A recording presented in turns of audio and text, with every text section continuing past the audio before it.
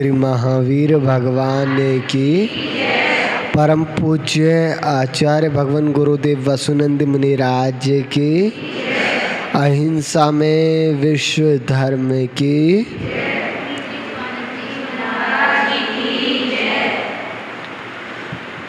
धर्म स्नेही महान भाव,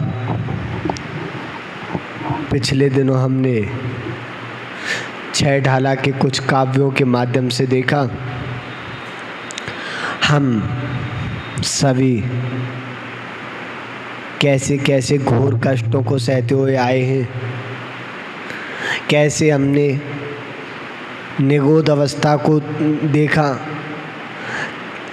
कैसे हम जल कायक अग्नि कायक आदि जीवों में रहे, वहाँ पर असहनीय कष्ट झेला जो हमारी इस जिह्वा के माध्यम से कहा नहीं जा सकता।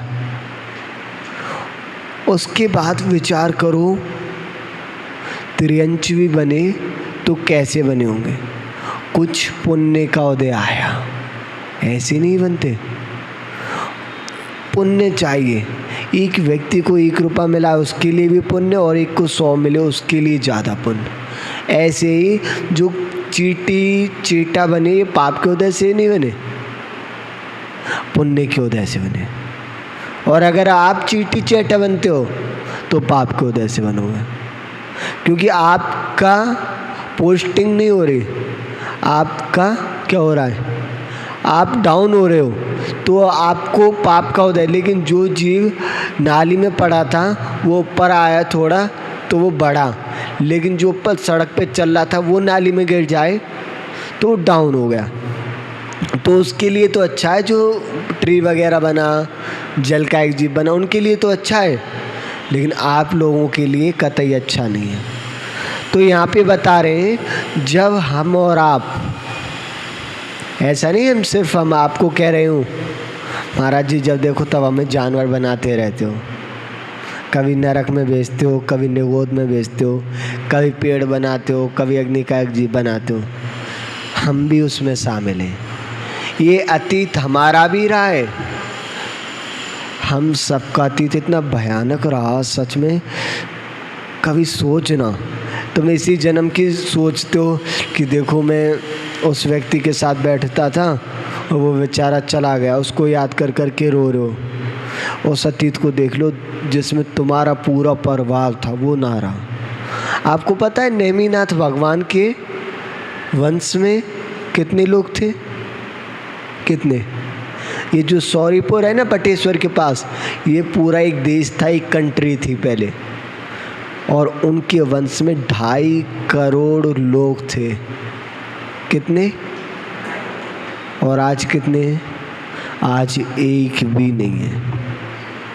कहाँ गए? अब उनको याद करके रो नहीं आएगा, लेकिन हम सबका अतीत ही रहा। तो बता रहे हैं कि जब हम त्रियंच बने तब हमने कैसे कैसे कष्ट सहे। उसमें सबसे पहले क्या आया? स्थावर। स्थावर के कितने भेद होते हैं? 5। जल कायिक, अग्नि कायिक, वायु कायिक, पृथ्वी कायिक और वनस्पति कायिक। स्थावर के 5 वेद। फिर त्रस में आ जाओ। त्रस में 2 इंद्रिय, 3 इंद्रिय, चतुरिंद्रिय, पंच इंद्रिय। पंच इंद्रिय के 2 भेद होते हैं, सैनी और असैनी, संगी और असंगी।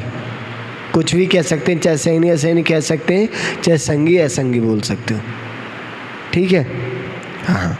तो अब यहाँ पे बता रहे हैं, सबसे पहले हम क्या बने थे? स्थावर बने। ऐसा तो है नहीं अनादिकाल से घूम रहे थे निगोद में, तो पहले हम मोक्ष चले गए हूँ, फिर स्वर्ग आए हूँ, फिर मनुष्य बने हूँ, फिर नरक में गए हूँ, फिर स्थावर बने हूँ। नहीं, हम नीचे से उठते हुए आ रहे हैं। अब नीचे नहीं जाना है हम लोगों को। तो सबसे पहले हम निगोद में थे, वहाँ से थोड़ा प्रमोशन हुआ तो हम स्थावर कायिक बन गए, ट्री वगैरह जल कायिक आदि बने। उससे थोड़ा और प्रमोशन हुआ तो लट वगैरह बन गए, चींटी बन गए, चेटा बन गए। फिर और हुआ तो मच्छर, मक्खी, ततैया, मधुमक्खी आदि बने। जो जब देखो तब मधुमक्खी वगैरह को जलाते रहते हैं ना, मारते रहते हैं, और ततैया वगैरह को मारते हैं, या टिड्डे वगैरह होते हैं उनको मार। तो फिर ध्यान रखना तुम्हारा भी अतीत यही था और दोबारा से वहीं जाने की आप लोग तैयारी कर रहे हो। उसके बाद क्या बने? 4 इंद्रिय के बाद 5 इंद्रिय जीव बने हम। लेकिन कौन से? असैनी। असैनी का मतलब जानते हो? मन से रहित। जो मन से सहित होते हैं वो संगी, और जो मन से रहित होते हैं वो असंगी। ठीक है, तो यहाँ पर कारिका में देख लेते हैं। कारिका नंबर 7। कबहु पंचेन्द्रिय पशु भयो, मन बिन निपटे अज्ञानी थयो। श्रृंगादिक सैनी है क्रूर, नेवल पशु अति खाए बूर। बहुत सुंदर, एक बार उच्चारण करेंगे आप सभी।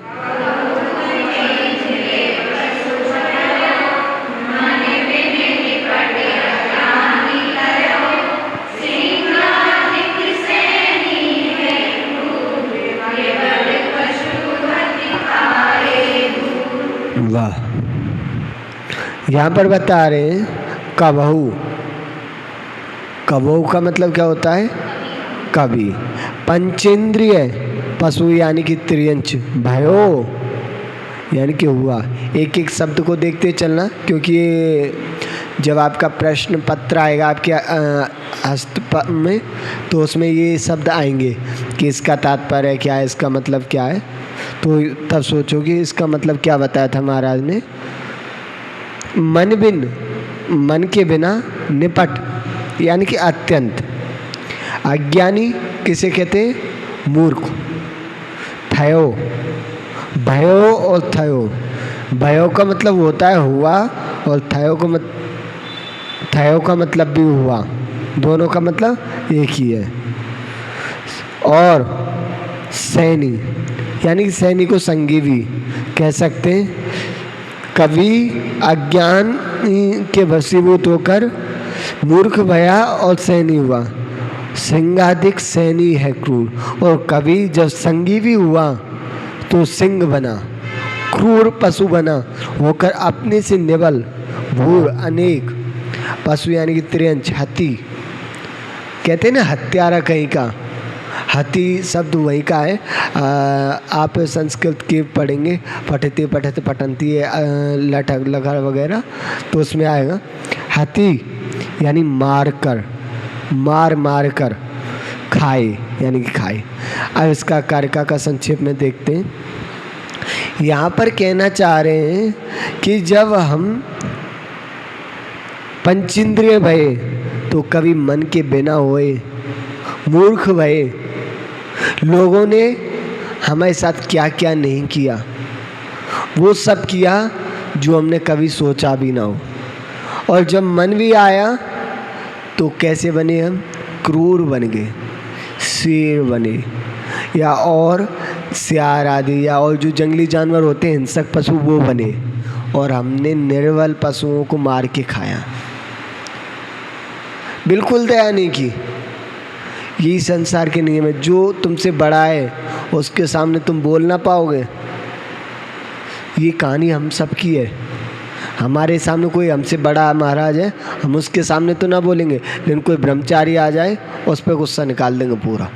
हाँ, हे ब्रह्मचारी तुम्हें देख नहीं रहा, बीच में तुमने कमंडल रख दिया, कमंडल फैल गया।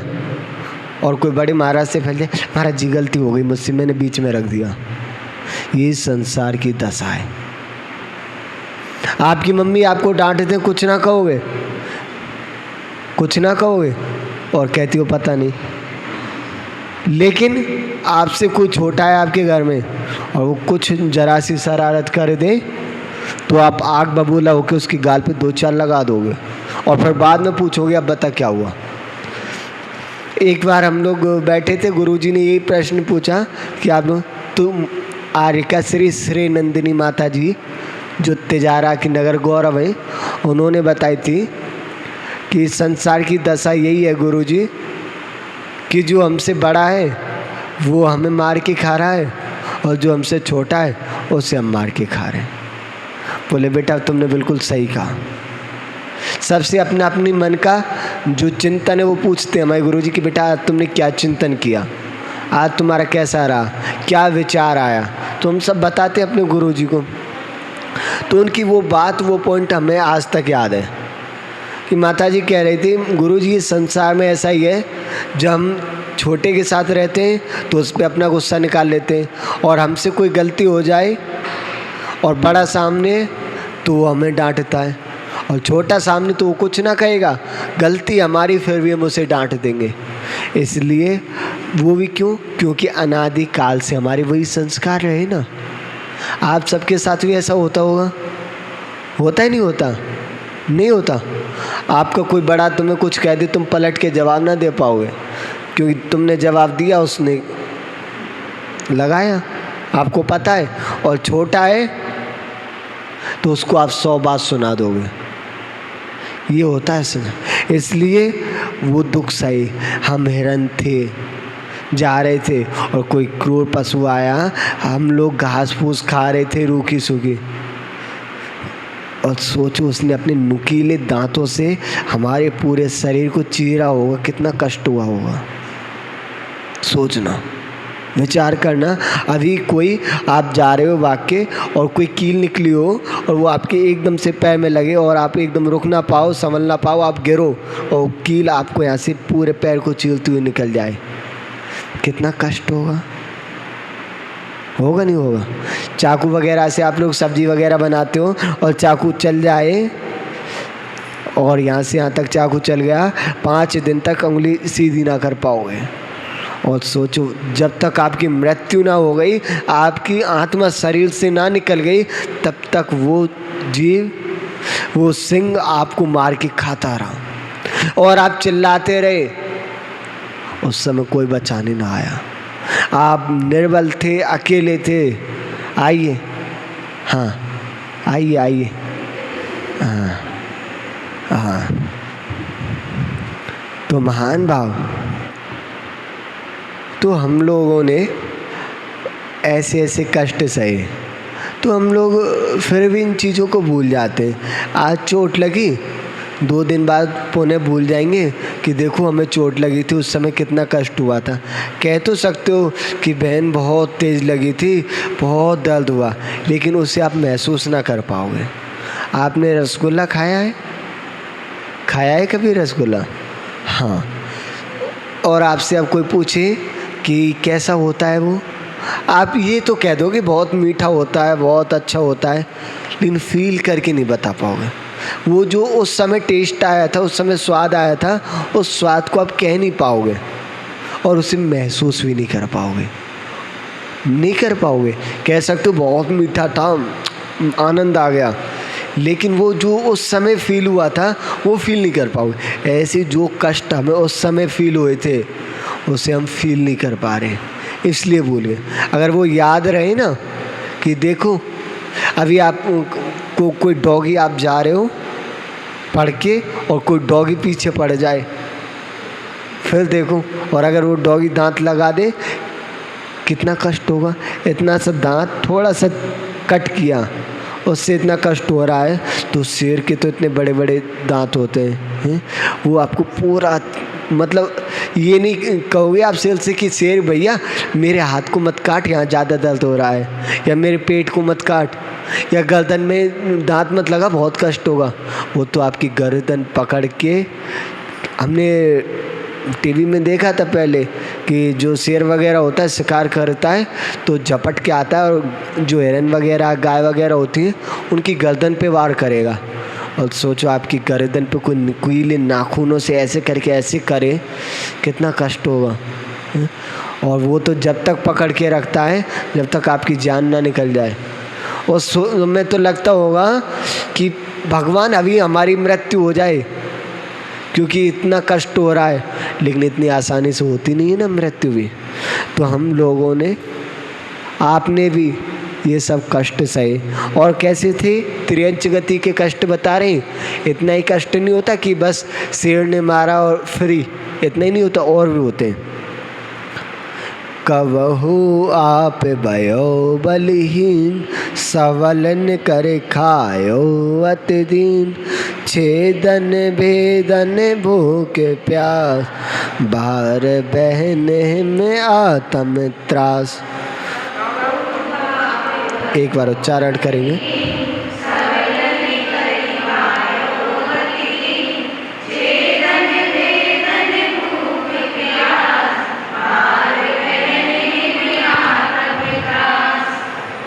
बहुत सुंदर। जो अभी बात होता है वही सेम है। और कवि स्वयं, जब हम शेर थे तब तो हमने खूब जंगली जानवर को, खरगोश या मासूम जो छोटे छोटे जानवर थे, उन सबको मार मार के खूब खाया। इतनी सी भी दया नहीं आई। और कुछ लोगों को आज भी दया नहीं आ रही, बिल्कुल दया नहीं आ रही।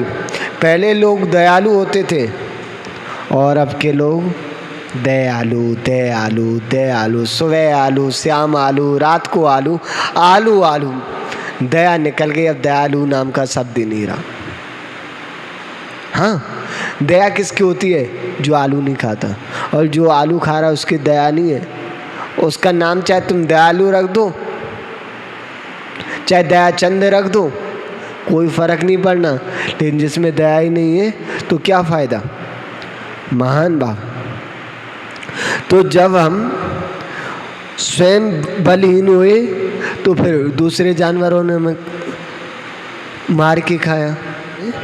जब हम स्वयं ताकतवर थे तो हमारे अंदर बिल्कुल दया नहीं रही थी।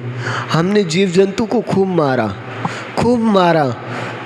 जब मन किया, ये नहीं देखा हमारी पेट भरने के लिए किसी का पूरा परिवार भी ख़त्म हो सकता है। कोई माँ अपने बच्चे को दूध पिला रही थी, उस पे झपटे, बच्चा रोता रह गया और हम सिंह थे, माँ को लेके भाग गए। हाँ, हमारी वजह से कितने परिवार नष्ट हुए, कितने जीवों को कष्ट पहुँचा और कितने जीवों को संक्लेशता बनी।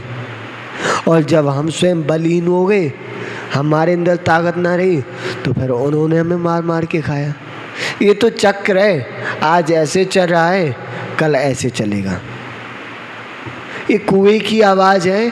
तुम जिसके साथ जैसा व्यवहार करोगे वो तुम्हारे साथ फ्यूचर में वैसा व्यवहार करेगा। एक मृगसेन नाम का दीवार था, उसने एक मछली की जान बचाई थी। यानी जाल फेंका उसने, मुनि महाराज से नियम लिया कि जो मेरे जाल में पहली मछली आएगी उसे मैं नहीं मारूंगा। और जीवन में पहली बार इतनी बड़ी मछली उसने कभी ना देखी, वो आ गई। अब क्या करें, परीक्षा थी। तो उसने अपने साफे में से एक पतला सा धागा निकाला और उसकी पूँछ में बांध दी कि दोबारा आएगी तो मैं पहचान लूँगा, क्योंकि अब मैं इसे मारूंगा नहीं, क्योंकि आवेदन दे दिया। और आगे जाके दोबारा जाल फेंका, फिर वही मछली आ गई। फिर आगे गया, फिर जाल फेंका, फिर वही आ गई। ऐसे 5 बार उसने आवेदन दिया। और जब घर पे आया तो उसकी पत्नी ने देखा ये तो खाली हाथ आ रहा है, उसने गुस्से में गेट लगा दिया। ये बहुत बड़ी व्रत है बेचारे पुरुष वर्ग की, कमाने गया और कुछ ना लाया, तो फिर देखो उसकी हालत। ये नहीं पूछा कि भैया पूरे दिन क्यों नहीं, क्या हुआ, क्या घटना हो गई, ये नहीं पूछा। बड़ी दिक्कत होती है स्त्रियों की, बिल्कुल दया नहीं करे थे। हाँ, और सीधा उसने बोला कि तुम जाओ अब वहीं खाओ, तुम्हारे लिए मेरे घर में कोई जगह नहीं, और गेट लगा दिए। सर्दी का समय था तो बारीक सूखा लक्कड़ पड़ा हुआ था, उस पर सो गया वो। और उस पेड़ के जो लक्कड़ था उसमें एक सर्प था, उसने उसे डस लिया और मृत्यु को प्राप्त हो गया। लेकिन मर के वो एक सेठ का पुत्र बना। कौन बना? बहुत बड़ा सेठ। और जब दूसरा सेठ ने उसे मारना चाहा, एक बार नहीं 5 बार उसे मारना चाहा, लेकिन उसकी 5 बार जान बची। क्यों? क्योंकि उसने 5 बार बचाया। ऐसे ही हम जिसको जितनी बार मारते वो हमें भी उतनी बार तड़पा के मारता है। कहते ना, महाराज देखो बेचारे आग में जल के मर गए, एक्सीडेंट हुआ और बस में जिंदा जल गए। अच्छा, बड़ी दया आ रही है आप लोगों को, लेकिन ये नहीं देख रहे उसने अतीत में क्या किया था।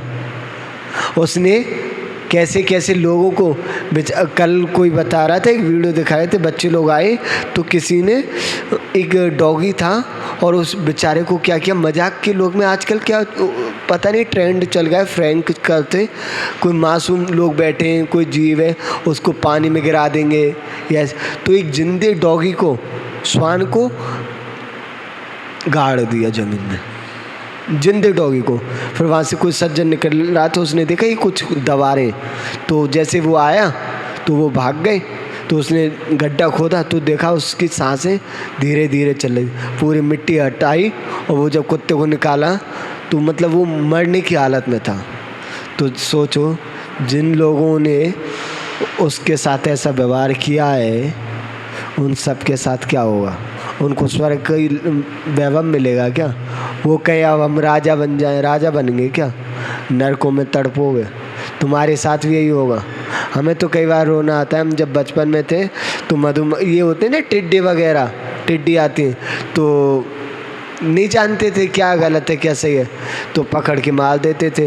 या दीपावली पे पटाखे होते हैं तो मधुमक्खी वगैरह होती है ना, तो उनके वहाँ पे पटाखा जलाया और फेंक दिया, एक दो मधुमक्खी काट भी लेती थी लेकिन फिर भी नहीं मानते, पटाखा जला और फेंक दिया और मर गए।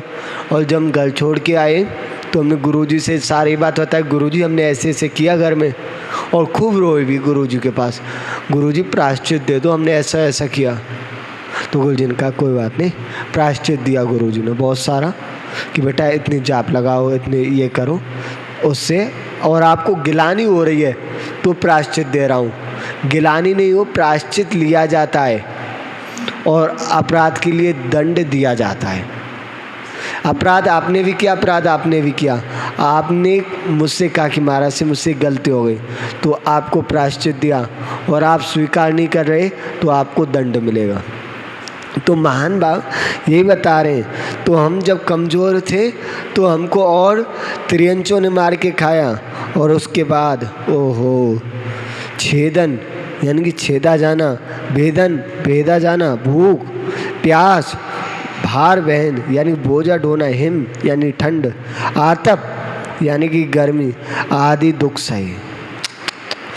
ओहो छेदना कितना कष्ट होता है। ये घोड़े आदि होते हैं, ऊँट होते हैं, उनकी नाक में होके इतनी इतनी बड़ी बड़ी वो रस्सी डाल देते हैं, और जब थोड़ा सा भागता है उस रस्सी को खींचते हैं तो पूरी वो रस्सी उनके मुंह को छीलती है तो वो रुक जाता है। और जब वो छेद करते हैं ऊँट के, गाय के मुँह में कितना कष्ट होता होगा। आप अपनी नासका वगैरह छिदवाते हो, इतनी सी उसमें कष्ट होता है। और वो लोग जो गाय भैंस वगैरह होते हैं उनकी नाक में कितने मोटे मोटे रस्से डालते हैं। अपन लोगों ने कैसा कष्ट सहा, सोचना। अगर आपके पैर में कांटा लग जाए कितना कष्ट होगा। और वो पूरा का पूरा सुआ आर पार निकाल देते थे। और घोड़े के पैर के नीचे लोहे की कील होती है ना, नाल, पहले लोहे की एक पत्ती लगाई, उसे लिटाया और लोहे की पत्ती लगा के हथौड़ा लिया, कील ली और धड़ाक ही धड़ाक। सोचो आपके हाथ को ऐसे रख के उस पर चोबा रख के अगर एक चोट लगा दी जाए तो कैसा लगेगा। ये सब हमने खूब सहे, एक बार नहीं, सैकड़ों बार नहीं, हजारों बार नहीं, करोड़ों बार नहीं, अनंतों बार ये दुख सहे। कई बार जब हम लोग काम करते थे पहले तो हथौड़ी, कोई कील वगैरह ठोक रहे और वो हथौड़ी उंगली में लग जाए कैसा दर्द होता था। या गेट लगाते समय बिच्ची में आ जाता है तो कितना कैसा लगता है, प्राण से निकल जाते हैं। हम गुरुजी के साथ में थे, एक दिन गेट लगा रहे थे तो वो गेट टाइट था, बड़ौत की बात है, और सुबह सुबह 5 बजे हम गुरुजी के पास आ जाते थे कमरे में, तो हम लगा रहे, वो लग ही नहीं रहा, तो हमने हाथ लगा के एकदम से धक्का दिया तो हमारे ये हाथ पे निशान अभी तक बना हुआ है। हाथ पूरा का पूरा उसमें आ गया और इतनी खाल उसमें रह गई। हमने तुरंत हाथ पे हाथ रखा, चुपचाप बैठ गए।